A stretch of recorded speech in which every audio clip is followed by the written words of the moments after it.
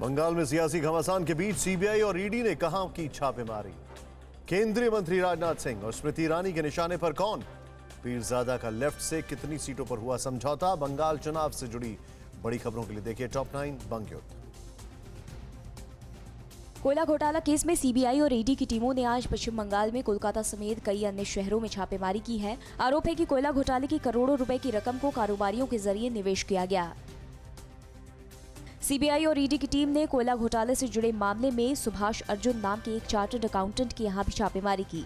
इसका दफ्तर कोलकाता के प्रिंसेप स्ट्रीट में है। सीए पर कई नेताओं नौकरशाहों को घूस देने का आरोप है।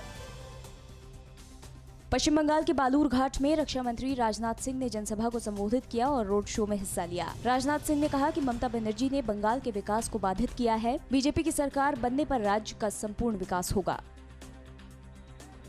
केंद्रीय मंत्री स्मृति ईरानी ने बंगाल के दक्षिण 24 परगना के पंचपोटा में रोड शो किया। इस दौरान स्मृति ने स्कूटी भी चलाई। जनसभा को संबोधित करते हुए स्मृति ईरानी ने ममता सरकार पर निशाना साधा। कहा, ममता सरकार ने जनता की योजनाएं रोकी हैं।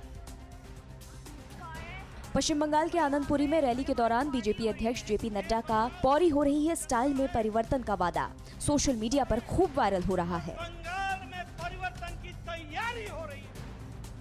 पश्चिम बंगाल विधानसभा चुनाव के लिए लेफ्ट और पीरजादा की पार्टी के बीच सीटों का समझौता हो गया है। पीरजादा की पार्टी 30 सीटों पर चुनाव लड़ेगी। वहीं कांग्रेस से सीटों पर अभी सहमति नहीं बन पाई है। पीरजादा ने कांग्रेस से 70 से 80 सीटों की डिमांड की बात कही है।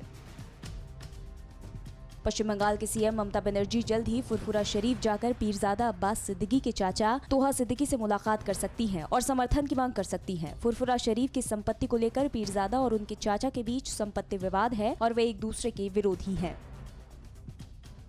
बंगाल में हो रही राजनीतिक हिंसा को देखते हुए करीब 50 नेताओं की सुरक्षा बढ़ा दी गई है। सूत्रों के मुताबिक खुफिया रिपोर्ट के बाद गृह मंत्रालय ने सुरक्षा बढ़ाई है। पिछले 10 दिनों में ही बंगाल के करीब 32 लोगों को विशेष सुरक्षा दी गई है। सीपीएम ने इस बार पश्चिम बंगाल विधानसभा चुनाव में अपनी जीत का दावा किया है। पार्टी के नेता दोलोत्पल बासु ने कहा कि इस बार हमारे लिए अच्छी स्थिति है। बीजेपी के आक्रामक चुनाव प्रचार से कुछ नहीं होगा। लोकसभा में जीत पुरानी बात हो गई। फिक्र आपकी, सोमवार से शुक्रवार रात 9 बजे सिर्फ टीवी 9 भारतवर्ष पर।